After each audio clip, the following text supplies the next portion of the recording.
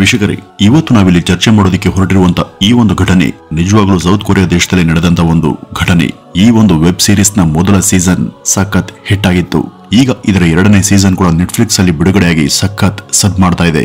ಆದ್ರೆ ಇವತ್ತು ನಾವು ಹೇಳೋದಕ್ಕೆ ಹೊರಟಿರುವಂತ ಈ ಒಂದು ಕೇಸ್ ಕೂಡ ಈ ಸ್ಕ್ವಿಡ್ ಗೇಮ್ ತರನೇ. ವೀಕ್ಷಕರೇ, ಕೆಲವು ವರ್ಷಗಳ ಹಿಂದೆ ಅಂದ್ರೆ ಸುಮಾರು 2 ವರ್ಷಗಳ ಕೆಳಗೆ ಇಲ್ಲಿಯ ಸ್ನೇಹಿತರಿಬ್ಬರು ಕಾಡಿಗೆ ಟ್ರೆಕ್ಕಿಂಗ್ ಗೆ ಹೋಗಬೇಕು ಅಂತ ನಿರ್ಧರಿಸ್ತಾರೆ. ಅವ್ರಿಗೆ ಇಂಥ ಸಾಹಸ ಕ್ರಿಯೆಗಳಲ್ಲಿ ಸಾಕಷ್ಟು ಆಸಕ್ತಿ ಇತ್ತು. ಕೊರಿಯಾ ದೇಶದ ಯಾರು ಕೂಡ ಕಾಲಿಡದಂತ ದುರ್ಗಮ ಕಾಡೊಂದಕ್ಕೆ ಅವರು ಟ್ರೆಕ್ಕಿಂಗ್ ಗೆ ಹೋಗೋದಕ್ಕೆ ನಿರ್ಧರಿಸ್ತಾರೆ. ಅವ್ರ ಬಳಿ ಅದಕ್ಕೆ ಸಂಬಂಧಪಟ್ಟಂತ ಒಂದು ಮ್ಯಾಪ್ ಕೂಡ ಇತ್ತು. ಈ ದಟ್ಟ ಕಾಡಿನ ನಡು ಮಧ್ಯ ಅಂದ್ರೆ ತೀರಾ ಒಳ ಹೋಗ್ಬರ್ಬೇಕು ಅನ್ನೋದು ಅವರ ಉದ್ದೇಶ.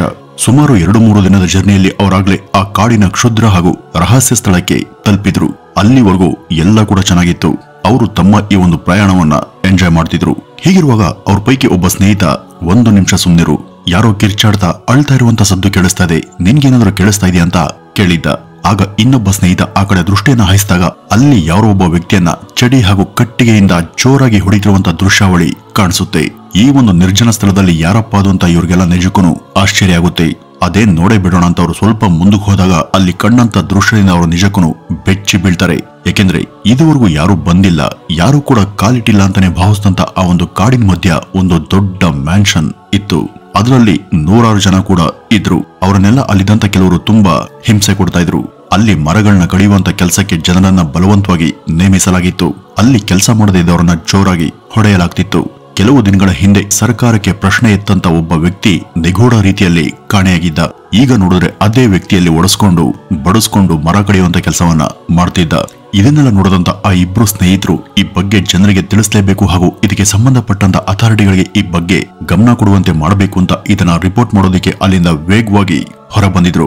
ಕಾಡಿಂದ ಹೊರಗಡೆ ಬಂದ ನಂತರ ಅವರು ಈ ಬಗ್ಗೆ ಮಾಧ್ಯಮಗಳಿಗೆ ಹಾಗೂ ಇತರ ಅಧಿಕಾರಿಗಳ ಗಮನಕ್ಕೆ ತರ್ತಾರೆ.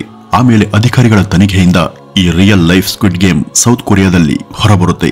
ವೀಕ್ಷಕರೇ, ಸುಮ್ನೆ ಊಹೆ ಮಾಡ್ಕೊಳ್ಳಿ, 5-6 ಸಾವಿರಕ್ಕೂ ಹೆಚ್ಚಿನ ಜನ ಮಕ್ಕಳು ಹಾಗೂ ಸ್ತ್ರೀಯರನ್ನ ದೇಶಾದ್ಯಂತ ಅಲ್ಲಲ್ಲಿ ಅನಾಮತಾಗಿ ಅಪಹರಿಸಿ ಅವ್ರಿಗೆ ಏನೇನೋ ಆಸೆಯನ್ನ ತೋರಿಸಿ ಈ ಕಾಡಿನ ಒಳಗೆ ತಂದ್ಬಿಟ್ಟು ಅವರಿಂದ ಅಲ್ಲಿ ಕೆಲಸಗಳನ್ನ ಹೊಡೆದು ಬಡದು ಬಲವಂತವಾಗಿ ಮಾಡಿಸ್ಕೊಳ್ಳಲಾಗ್ತಿತ್ತು ಅಂದ್ರೆ ಅಲ್ಲಿಯ ಪರಿಸ್ಥಿತಿ ಹೇಗಿರ್ಬೇಡ.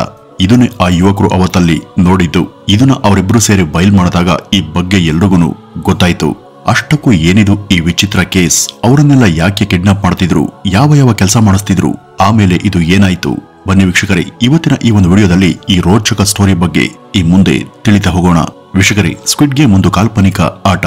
ಆದ್ರೆ ಇವತ್ತು ನಾವು ಅದನ್ನೇ ಹೋಲುವಂತ ರಿಯಲ್ ಆಟದ ಇತಿಹಾಸದ ಬಗ್ಗೆ ನೋಡೋದಾದ್ರೆ ಇದು ಶುರುವಾಗಿದ್ದು 1950ರ ದಶಕದಲ್ಲಿ.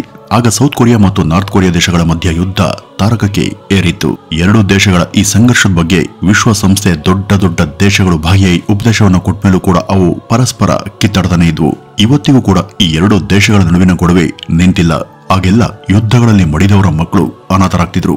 ಸಾವಿರಾರು ಮಕ್ಕಳು ಬೀದಿ ಪಾಲಾಗ್ತಿದ್ರು. ಪೋಷಕರು ಹಾಗೂ ಮನೆಯನ್ನ ಕಳೆದುಕೊಂಡಂತ ಮಕ್ಕಳು ಬೋಸನ್, ಸಿಯೋಲ್ ತರಹದ ಊರುಗಳ ಸೇತುವೆ ಕೆಳಗೋ, ಕೆರೆಗಳ ಬಳಿಯೋ ಅಥವಾ ಮಾಲ್ಗಳ ಹತ್ರನೋ ಅಥವಾ ಬೀದಿಗಳ ಬಳಿ ಭಿಕ್ಷೆಯನ್ನ ಬೇಡ್ತಾ ಜೀವಿಸಬೇಕಾದಂತ ದಾರುಣ ಸ್ಥಿತಿ ಇತ್ತು.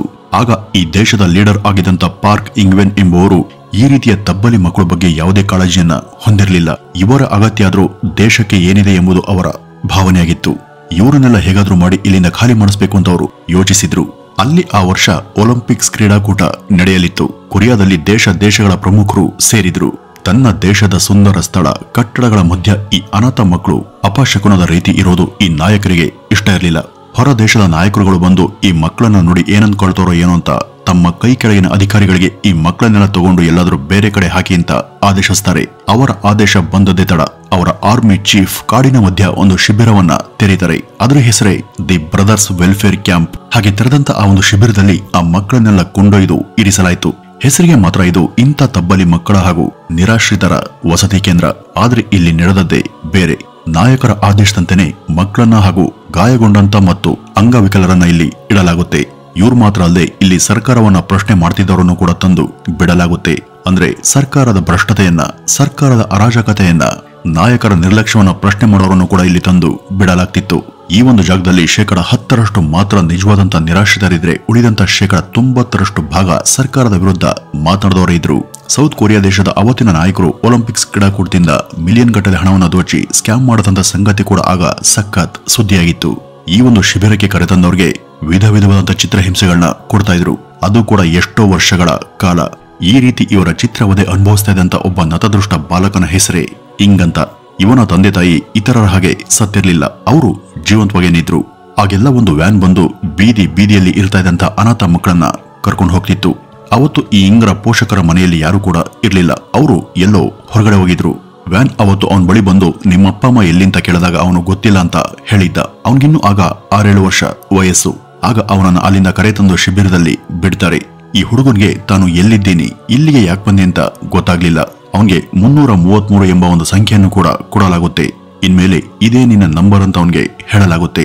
ಈ ಒಂದು ಶಿಬಿರಕ್ಕೆ ಬಂದಾಗ ಅದರ ಬ್ಯಾರಕ್ಗಳಲ್ಲಿ ತಮ್ಮಂತೆ ಸಾವಿರಾರು ಜನ ಇದ್ದುದನ್ನ ಅವನು ನೋಡ್ತಾನೆ. ಅವರಲ್ಲಿ ಗಂಡು ಹೆಣ್ಣು ಮುದುಕರು ಮಕ್ಕಳು ಎಲ್ಲರೂ ಕೂಡ ಇದ್ರು. ಒಂದೊಂದು ರೂಮಲ್ಲಿ 100 ಜನರನ್ನ ಇಡಲಾಗ್ತಿತ್ತು.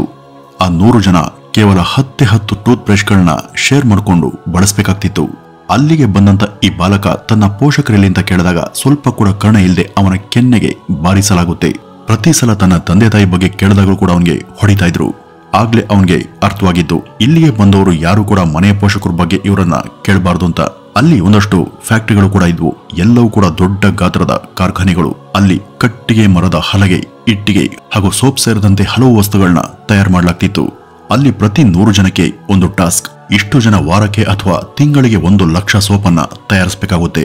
ಒಂದು ವೇಳೆ 99,000 ಸೋಪ್ ರೆಡಿಯಾಗಿ 1,000 ಸೋಪ್ ಬಾಕಿ ಉಳಿದ್ರು ಕೂಡ ಅವರಿಗೆ ಟಾರ್ಚರ್ ಅನ್ನ ಕೊಡ್ತಿದ್ರು. ಚಾಟಿ ಮತ್ತು ಕೋಲುಗಳಿಂದ ಗಂಡಸರು ಹೆಂಗಸರು ಮಕ್ಕಳು ಅಂತನೂ ಕೂಡ ನೋಡದೆ ಹೊಡೆಯಲಾಗ್ತಿತ್ತು. ಆ ಬಾಲಕನ್ಗೆ ಇದೇನು ಅಂತಾನೆ ಗೊತ್ತಾಗ್ಲಿಲ್ಲ. ಅವ್ರಿಗೆಲ್ಲ ಕೆಲಸ ಮಾಡಿಸೋದಿಕ್ಕೆ ಕೆಲವು ಮಾತ್ರೆಗಳನ್ನ ಕೊಡ್ತಿದ್ರು. ಅವೆಲ್ಲ ಅಡಿಕ್ಷನ್ ಟ್ಯಾಬ್ಲೆಟ್. ಈ ಒಂದು ಮಾತ್ರೆಗೆ ಅಡಿಕ್ಟ್ ಆದವರು ಮತ್ತೆ ಅವರು ಆ ಒಂದು ಮಾತ್ರೆಗೋಸ್ಕರನೇ ಕೆಲಸ ಮಾಡಬೇಕು. ಆ ರೀತಿ ಅದು ಆಸೆಯನ್ನ ಹುಟ್ಟಿಸುತ್ತೆ. ಈ ರೀತಿ ಅವ್ರಿಗೆ ಮಾತ್ರೆಗಳನ್ನ ಕೊಟ್ಟು ಇವರಿಂದ ಬೇಕಾದ ಕೆಲಸಗಳನ್ನ ಮಾಡಿಸ್ಕೊಳ್ತಿದ್ರು. ಇದೇ ರೀತಿ ಮುಂದಿನ 2 ವರ್ಷಗಳು ಜಾರು ಹೋದ್ವು. ಆಗ ಹುಡುಗನ್ಗೆ 9 ವರ್ಷ ವಯಸ್ಸು. ಅವತ್ತು ಒಂದ್ ದಿವಸ ಅಲ್ಲಿ ಯಾರೋ ಒಬ್ಬ ಪರಿಚಿತ ವ್ಯಕ್ತಿಯ ಮುಖವನ್ನ ಅವನು ನೋಡ್ತಾನೆ. ದಿಟ್ಟಿಸಿ ನೋಡಿದಾಗ ಅದು ಬೇರೆ ಯಾರು ಕೂಡ ಅಲ್ಲ, ಅದು ಅವನ ಸ್ವಂತ ತಂದೆನೇ ಆಗಿದ್ದ. ಬಾಲಕ 2 ವರ್ಷಗಳಿಂದ ತನ್ನ ತಂದೆಯಿಂದ ದೂರನೇ ಇದ್ದ. ತಂದೆಯನ್ನ ನೋಡಿದವನೇ ಆ ಬಾಲಕ ಖುಷಿಯಿಂದ ಓಡ್ಹೋಗಿ ಅಪ್ಪ ಅಂತ ತಪ್ಕೊಂಡ. ಆದ್ರೆ ದುರಾದೃಷ್ಟವಶಾತ್ ಆ ತಂದೆ ತನ್ನ ಮಗನನ್ನ ಗುರುತಿಸಲು ಕೂಡ ಶಕ್ತನಾಗಿರ್ಲಿಲ್ಲ. ಯಾಕೆಂದ್ರೆ ಅವರ ಮಾನಸಿಕ ಸ್ಥಿತಿ ಸರಿ ಇರ್ಲಿಲ್ಲ. ಕಳೆದ 2 ವರ್ಷಗಳ ಹಿಂದೆ ಅವ್ರ ಮಗ ನಾಪತ್ತೆಯಾಗಿದ್ನಲ್ಲ, ಅವನೇನು ಸತ್ತಿದ್ದಾನ ಬದುಕಿದ್ದಾನ, ಎಲ್ಲಿದ್ದಾನೆ, ಯಾವ ಸ್ಥಿತಿಯಲ್ಲಿ ಇದ್ದಾನೆ ಎಂಬ ಚಿಂತೆಯಿಂದ ಕೊರಗಿ ಆಲ್ಕೋಹಾಲ್ ಅನ್ನು ಸೇವಿಸಿ ಬಿದ್ದು ಹೋಗುವಂತ ಸ್ಥಿತಿಯನ್ನು ಅವನು ತಲುಪಿದ್ದ. ಆಗ ಅವನನ್ನು ಕೂಡ ಈ ಒಂದು ಶಿಬಿರಕ್ಕೆ ಕರೆತರಲಾಗುತ್ತೆ. ಹೀಗಿರುವಾಗ ಆ 2 ಸ್ನೇಹಿತರು ಕಾಡೊಳಗೆ ಬಂದಾಗ ಇದನ್ನೆಲ್ಲ ಗಮನಿಸಿದ್ರು. ನಂತರ ಅವರು ಈ ಒಂದು ವಿಷಯವನ್ನ ಬಯಲ್ ಮಾಡ್ತಾರೆ. ಅಲ್ಲಿದ್ದವರೆಲ್ಲ ಮಾತ್ರೆ ಸೇವಿಸೋದು, ಕೆಲಸ ಮಾಡೋದು, ಊಟ ಮಾಡೋದು, ಮತ್ತೆ ಮಲಗೋದು. ಇದಾದ್ಮೇಲೆ ಮತ್ತೆ ಮರುದಿನ ಅದೇ ಕೆಲಸ. ಇದೇ ಅವರ ದಿನಚರಿಯಾಗಿತ್ತು. ನಂತರ ಈ ಒಂದು ಕೇಸಿನ ತನಿಖೆಯಲ್ಲಿ ಗೊತ್ತಾಗಿದ್ದು ಏನಂದ್ರೆ, ಈ ಮಕ್ಕಳು ತಯಾರು ಮಾಡ್ತಿದ್ದಂತ ಚಿಕ್ಕ ಚಿಕ್ಕ ಮರದ ವಸ್ತುಗಳು, ಸೋಪ್ ಹಾಗೂ ಇತರ ವಸ್ತುಗಳನ್ನ ಈ ದೇಶದ ನಾಯಕನಾದಂತ ಪಾರ್ಕ್ ತನ್ನ ಲಾಭಕ್ಕೆ ಬೇರೆಯವರಿಗೆ ಮಾರ್ಕೊಳ್ತಿದ್ದ. ಆ ಒಂದು ಹಣವನ್ನೆಲ್ಲ ಅವನೇ ನುಂಗ್ ಹಾಕ್ತಿದ್ನೇ ಹೊರತು ಅಲ್ಲಿ ಕಷ್ಟಪಟ್ಟು ಕೆಲಸ ಮಾಡ್ತಿದ್ದವ್ರಿಗೆ ಯಾವುದೇ ಕೂಲಿ ಇರ್ಲಿಲ್ಲ. ಇಲ್ಲಿದ್ದಂತ ಮಕ್ಕಳಲ್ಲಿ ಹೆಚ್ಚಿನವರು 10 ವರ್ಷಕ್ಕೂ ಕೆಳಗಿನವರು. ಇಷ್ಟೇ ಅಲ್ಲ, ಅಂತಾರಾಷ್ಟ್ರೀಯ ಸಭೆ ಸಮಾರಂಭ ನಡೆಸಿ ವಿದೇಶದಿಂದ ಎಲ್ಲರನ್ನೂ ಕೂಡ ಆಹ್ವಾನಿಸಿ ಒಂದು ಮನೋರಂಜನೆ ಕಾರ್ಯಕ್ರಮವನ್ನು ಕೂಡ ಏರ್ಪಾಡು ಮಾಡ್ತಿದ್ರು. ಹಾಗೂ ಅಲ್ಲಿ ಆ ಮಕ್ಕಳಿಂದ ನಾಟಕ, ಡ್ಯಾನ್ಸ್, ಅಭಿನಯ ಎಲ್ಲವನ್ನು ಕೂಡ ಮಾಡಿಸ್ತಿದ್ರು. ಎಷ್ಟೋ ಜನರನ್ನ ವಿದೇಶಗಳಿಗೂ ಕೂಡ ಕರ್ಕೊಂಡು ಹೋಗಿ ಅಲ್ಲೂ ಕೂಡ ಸ್ಟೇಜ್ ಶೋಗಳಿಗೆ ಬಳಸ್ಕೊಳ್ಳಲಾಗ್ತಿತ್ತು. ಅದರಲ್ಲಿ ಕೆಲವರು ಉದ್ಧಾರವಾದ್ರೆ ಇನ್ನೂ ಕೆಲವರ ಸ್ಥಿತಿ ಅತ್ಯಂತ ಶೋಚನೀಯ. ಈ ಒಂದು ಶಿಬಿರಗಳಲ್ಲಿ ಕೊಡಲಾಗ್ತಿದ್ದಂತ ನರಕ ಯಾತನೆ, ಚಿತ್ರವಧೆಗಳ ಬಗ್ಗೆ ಗೊತ್ತಾದ್ರೆ ನಿಮ್ಮ ಎದೆ ಝಲ್ ಅನ್ನೋದು ಗ್ಯಾರಂಟಿ. ಹೇಳಲು ಕೂಡ ಅಸಹ್ಯವಾಗಿರುವಂತ ಟಾರ್ಚರ್ಗಳನ್ನ ಇಲ್ಲಿ ಕೊಡಲಾಗ್ತಿತ್ತು. ಈ ಚಿತ್ರವಧೆಗಳಿಗೆ ಗಂಡು ಹೆಣ್ಣು ಮಕ್ಕಳು ಮುದುಕರು ಎಂಬ ಯಾವುದೇ ಭೇದ ಭಾವ ಇರಲಿಲ್ಲ. ಎಲ್ರಿಗೂ ಅವುಗಳನ್ನ ಸಮಾನವಾಗಿಯೇ ಕೊಡ್ತಿದ್ರು. ಅವರು ಧರಿಸಿದಂತ ಒಳ ಉಡುಪುಗಳನ್ನ ಬದಲಾಯಿಸಲು ಅಥವಾ ವಾಶ್ ಮಾಡಲು ಕೂಡ ಅವರಿಗೆ ಅವಕಾಶ ಇರಲಿಲ್ಲ. ಕೊಳೆ ಆದಂತ ಬಟ್ಟೆಯಲ್ಲಿ ಅವರು ಕಾಲವನ್ನ ತಳ್ಳಬೇಕಿತ್ತು. ಕೇವಲ ಸರ್ಕಾರದ ಭ್ರಷ್ಟತೆಯನ್ನ ಪ್ರಶ್ನೆ ಮಾಡಿದ್ದಾರೆ ಎಂಬ ಒಂದೇ ಒಂದು ಕಾರಣಕ್ಕಾಗಿ ಹೊರಗಡೆ ಉತ್ತಮ ಕೆಲಸದಲ್ಲಿದ್ದವರನ್ನ ಹಿಡಿತಂದು ಇಂಥ ಕೆಲಸಗಳಿಗೆ ಹಚ್ಚಲಾಗ್ತಿತ್ತು. ಸುಮಾರು 5-6 ಸಾವಿರ ಜನ ದಶಕಗಳವರೆಗೂ ಈ ಒಂದು ಹಿಂಸೆಯನ್ನ ಅನುಭವಿಸಿದ್ದಾರೆ. ಇಷ್ಟೆಲ್ಲ ಮಾಡದಂತ ಆ ನಾಯಕ ಪಾರ್ಕ್ ಇಂಗ್ವೆನ್ಗೆ ಶಿಕ್ಷೆ ಆಗಬೇಕು ಅಂತ ಆಗ್ರಹಗಳು ಕೇಳಬಂದ್ವು. ಭ್ರಷ್ಟಾಚಾರದ ಆರೋಪದ ಅಡಿಯಲ್ಲಿ ಇಂಗ್ವೆನ್ ಹಾಗೂ ಅವನ ಕಡೆಯವರಿಗೆಲ್ಲ 2 ವರ್ಷಗಳ ಕಠಿಣ ಸಜೆ ಕೂಡ ಲಭ್ಯ ಆಯಿತು. ಆದ್ರೆ ಅವನು ಮಾಡದಂತ ಇತರೆ ಯಾವುದೇ ಚಟುವಟಿಕೆಗೆ ಶಿಕ್ಷೆ ಜಾರಿಯಾಗಲಿಲ್ಲ. ಇಲ್ಲಿ ಕೆಲಸವನ್ನ ಮಾಡ್ತಿದ್ದವರ ಸ್ಥಿತಿ ಎಷ್ಟು ಘೋರವಾಗಿತ್ತು ಅಂದ್ರೆ, ಅಲ್ಲಿ ಯಾರೋ ಒಬ್ಬ ನೋಡೋದಕ್ಕೆ ಚೆನ್ನಾಗಿಲ್ಲ ಎಂಬ ಒಂದೇ ಒಂದು ಕಾರಣಕ್ಕಾಗಿ ಅವನನ್ನ ಕೊಲ್ಲಲಾಗಿತ್ತು. ಈ ರೀತಿ ಸತ್ತವನು ಒಬ್ಬ ಸೆಕ್ಯೂರಿಟಿ ಗಾರ್ಡ್. ಈ ರೀತಿಯ ಕ್ಷುಲ್ಲಕ ಕಾರಣಕ್ಕಾಗಿ ಸತ್ತವರ ಸಂಖ್ಯೆ ಅಲ್ಲಿ 500ರ ಸಮೀಪ ದಾಟಿತ್ತು. ಕೆಲಸದ ಒತ್ತಡದಿಂದಾಗಿ ಕೆಲಸವನ್ನ ಮಾಡಲಾಗದೆ, ಟಾರ್ಚರ್ ಅನ್ನ ತಾಳಲಾಗದೆ, ರೋಗಗಳಿಂದಲೂ ಕೂಡ ಎಷ್ಟೋ ಜನ ಅಸುನೀಗಿದ್ರು. 2001ನೇ ಇಸ್ವಿಯಲ್ಲಿ ಇದು ಮೊದಲ ಸಲ ಮಾಧ್ಯಮಗಳಿಗೆ ಗೊತ್ತಾದಾಗ ಈ ಬಗ್ಗೆ ಜಗತ್ತೇ ನಿಬ್ಬೆರಗಾಗಿತ್ತು. ವೀಕ್ಷಕರೇ, ಇದು ಸೌತ್ ಕೊರಿಯಾದ ಇತಿಹಾಸದಲ್ಲೇ ಅತ್ಯಂತ ಕರಾಳವಾದಂತಹ ಅಧ್ಯಾಯ ಅಂತಾನೆ ಹೇಳಬಹುದು. 50ರ ದಶಕದಿಂದ 70, 80 ಹಾಗೂ 90ರ ದಶಕದ ಕೊನೆವರೆಗೂ ಕೂಡ ಇದು ಯಾರ ತಡೆ ಇಲ್ಲದೆ ನಡೀತಾನೆ ಇತ್ತು. ಅಲ್ಲಿಂದ ರಕ್ಷಿಸಿ ಹೊರತಂದಂತ ಅನೇಕರನ್ನ ಅವರವರ ಕುಟುಂಬಗಳಿಗೆ ಸೇರಿಸಲಾಯಿತು. ಯಾರೂ ಕೂಡ ಇಲ್ಲದಂತ ಅನಾಥರನ್ನ ಉತ್ತಮ ಕ್ವಾಲಿಟಿಯ ರಿಯಾಬ್ ಹಾಗೂ ವಸತಿ ಕೇಂದ್ರಗಳಿಗೆ ಬಿಡಲಾಯಿತು. ವಿದೇಶಗಳಲ್ಲೂ ಕೂಡ ಬಂದಿಗಳಾಗಿ ಹಾಗೂ ಗುಲಾಮರಂತೆ ಇದ್ದಂತವರನ್ನು ಕೂಡ ವಾಪಸ್ ತಾಯ್ನಾಡಿಗೆ ಕರೆಸಿಕೊಳ್ಳಾಯಿತು. ಈ ಸ್ಕ್ವಿಡ್ ಗೇಮ್ ನಲ್ಲಿ ಇಂಥ ಕ್ರೂರ ಆಟಗಳನ್ನ ಹಣಕ್ಕಾಗಿ ಆಡಿಸಲಾಗುತ್ತೆ. ಇದರಲ್ಲಿ ಗೆದ್ದವರು ಹಣ ಪಡೀತಾರೆ. ಕೊರಿಯಾದಲ್ಲಿ ಬಹಳ ಹಿಂದೆ ಬ್ರದರ್ಸ್ ವೆಲ್ಫೇರ್ ಕೇಂದ್ರದಲ್ಲಿ ನಡೆದಂತ ಈ ಒಂದು ಚಿತ್ರವಧನೆ ಈ ಒಂದು ಗೇಮ್ನ ಆವಿಷ್ಕಾರಕ್ಕೆ ಮೂಲ ಪ್ರೇರಣೆ. ವೀಕ್ಷಕರೇ, ಸೌತ್ ಕೊರಿಯಾದಲ್ಲಿ ನಡೆದಂತ ಇಂಥ ಅಮಾನುಷ ಘಟನೆ ನಿಜಕ್ಕೂ ಸೋಜಿಗದ ಸಂಗತಿ. ಇನ್ನು ಈ ಇಡೀ ಘಟನೆ ಬಗ್ಗೆ ನಿಮ್ಮ ಅನಿಸಿಕೆ ಏನು ಅಂತ ಕಮೆಂಟ್ ನ ಮೂಲಕ ತಿಳಿಸಿ ಅಂತ ಹೇಳ್ತಾ ಈ ಒಂದು ವಿಡಿಯೋವನ್ನ ಇಲ್ಲಿಗೆ ಮುಗಿಸೋಣ. ನಮಸ್ಕಾರ.